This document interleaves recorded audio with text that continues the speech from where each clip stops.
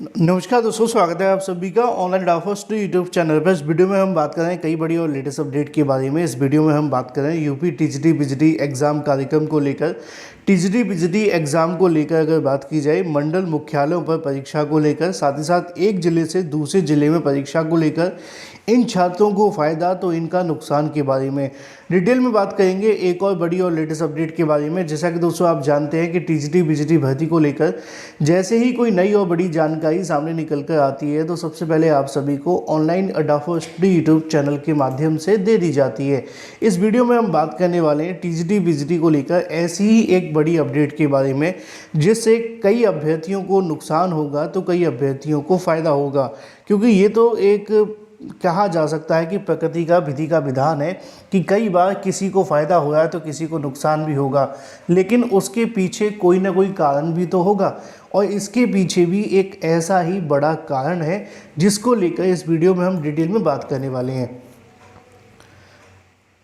लेकिन इस कारण को समझने के लिए आपको ऐसे समझना है जैसे कि आपकी कोई भी परीक्षा हो रही है और उस परीक्षा को लेकर अगर आप परीक्षा देने जा रहे हैं और देने के बावजूद भी आपका उसमें सिलेक्शन नहीं हो पा रहा, आप चयनित नहीं हो पा रहे, तो उसके पीछे सबसे बड़ी जो वजह होती है वो यही देखने के लिए मिलती है कि कोई ना कोई ऐसी चीज़ आप सभी से आकर के टकरा जाती है जिसकी वजह से आप उससे बाहर हो जाते हैं। और आमतौर पर हर भर्ती में ये हो जाता है। इसी चीज़ से बचने के लिए ये डिसीज़न लिया गया है। मैं आपको समझाऊंगा, परेशान मत होइए, लेकिन उससे पहले छोटी सी जानकारी दूंगा। दो छोटी छोटी जानकारी हैं। पहली जानकारी है यूपी टीईटी को लेकर। अगर आप यूपी टीईटी की प्रिपरेशन कर रहे हैं तो मात्र 199 रुपये के अंदर आपको कंप्लीट क्रैश कोर्स दिया जाता है 1 to 5 या 6 to 8 को लेकर, जिसमें आपको 60,000 से ज़्यादा वन लाइनर, सभी सब्जेक्ट के इंपॉर्टेंट नोट्स, 50 प्रैक्टिस सेट और सभी प्रीवियस ईयर क्वेश्चन 2011 से लेकर 22 तक के, और फुल चैट सपोर्ट आपको मिलता है। करना क्या है, आपको व्हाट्सएप करना है 7719676659 पर और परचेज़ कर लेना है। जीआईसी प्रवक्ता की तैयारी के लिए भी बेहतरीन कैश कोर्स अवेलेबल है जिसको आप परचेस कर सकते हैं मात्र 249 रुपये के अंदर। और इसमें ये सब कुछ मिलेगा जो आपके सामने लिखा हुआ है। और इस कोर्स को ऐसे डिज़ाइन किया गया है कि आप अपने अंतिम समय यानी कि एग्ज़ाम के अंतिम समय में भी प्रिपरेशन करें तो भी आपका बेड़ा पार हो सकता है, बशर्त है कि आप उस तरीके से प्रिपरेशन करें जो आपको इस कोर्स में दिखाया गया है, पढ़ाया गया है, बताया गया है। तो करना क्या है, दोनों नंबर आपको मैंने बता दिए हैं, उन पर व्हाट्सएप करें, हाई लिखें और पेमेंट करें और कोर्स आपको व्हाट्सएप के माध्यम से ही भेज दिया जाएगा। चलिए अब हम बात कर लेते हैं अपनी मेन अपडेट के बारे में जिसको लेकर ये वीडियो बनाया जा रहा है। असल में ये जो वीडियो बनाने का मोटिव है वो आप सभी के लिए है टीजीटी पीजीटी के एग्ज़ाम को लेकर। आपने देखा कि उत्तर प्रदेश शिक्षा सेवा चयन आयोग के माध्यम से असिस्टेंट प्रोफेसर भर्ती के संबंध में आप सभी के जो एडमिट कार्ड है वो जारी कर दिए गए हैं। हालांकि इसकी जानकारी मैंने आपको बहुत पहले ही दे दी थी कि आप सभी के जो एडमिट कार्ड होंगे वो आपको देखने के लिए मिल जाएंगे। और मैंने आपको ये भी बताया था कि सब्जेक्ट वाइज एग्ज़ाम डेट भी आपकी जारी हो जाएगी। मेरी बताई गई तारीखों पर ही आपके एडमिट कार्ड आते हैं और उसके बाद में आपकी सब्जेक्ट वाइज एग्ज़ाम डेट भी आ जाती हैं।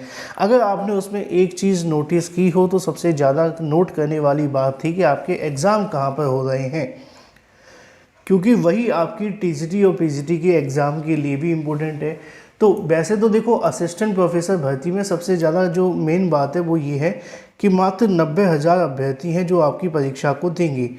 पिछली बार जब ये परीक्षा हुई थी तो बहुत कम अभ्यर्थियों ने परीक्षा को दिया था, बशर्ते कि उसमें पेपर लीक हो गया था। इस बार पेपर ना हो तो अच्छी बात होगी, लेकिन जब पिछली बार पेपर लीक हो गया तो दोबारा से परीक्षा होने वाली है। तो एक बात तो कन्फर्म है कि ज़्यादा अभ्यर्थी तो इस बार भी नहीं आएंगे, जितने पिछली बार थे उससे भी कम हो जाएंगे।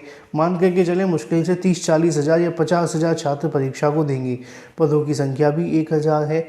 अब ऐसी कंडीशन में जो अभ्यर्थी इस परीक्षा को दे रहे हैं उसमें परीक्षा जो है मंडल मुख्यालय पर हो रही है। सवाल बड़ा लाजमी है कि अगर असिस्टेंट प्रोफेसर की परीक्षा मंडल मुख्यालय पर है तो क्या टीजीटी पीजीटी की भी परीक्षा मंडल मुख्यालय पर होगी?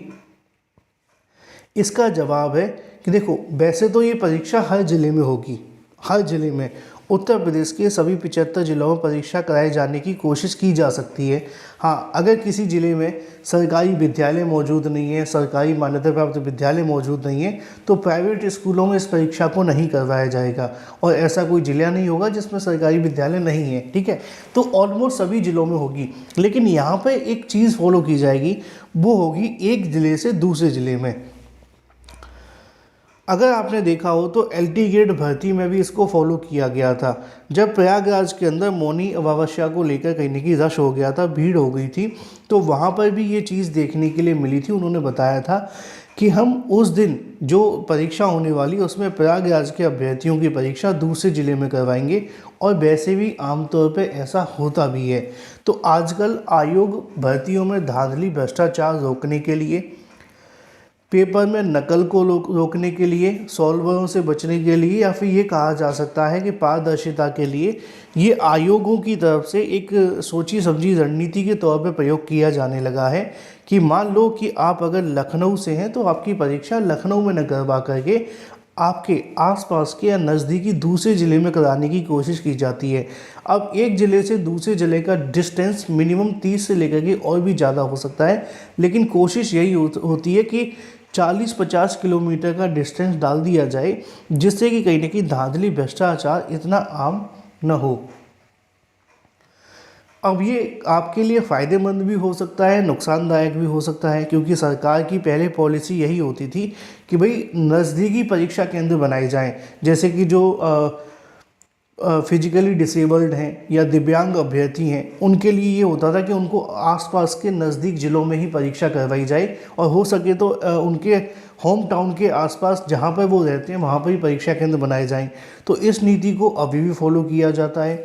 दूसरा पॉइंट आता है महिलाओं के लिए कि हाँ, उनके लिए तो चलो सरकार पहले से ही कोशिश कर रही है, महिला आरक्षण लागू कर रही है ना, तो उनकी भी परीक्षा उनके होम टाउन के नज़दीक ही डालने की कोशिश की जाती है, इसमें कोई संशय नहीं है।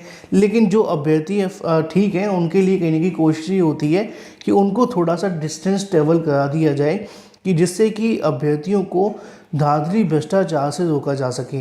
ये एक अच्छा कदम भी कहा जा सकता है मेरे हिसाब से, क्योंकि देखो थोड़ी दूर जाने में कोई बुराई नहीं है, लेकिन समस्या ये है कि अगर नज़दीकी ज़िले में आपकी परीक्षा करवाई जाती है तो धांधली भ्रष्टाचार की चीज़ें थोड़ी ज़्यादा हो जाती हैं, क्योंकि हम आसपास के किसी न किसी विधायक को अपना चाचा बना लेते हैं और परीक्षा में धांधली कर लेते हैं। मैं सभी के लिए नहीं कह रहा, लेकिन कुछ अभ्यर्थियों ऐसा कर लेते हैं तो उनकी वजह से चीज़ें बिगड़ जाती हैं।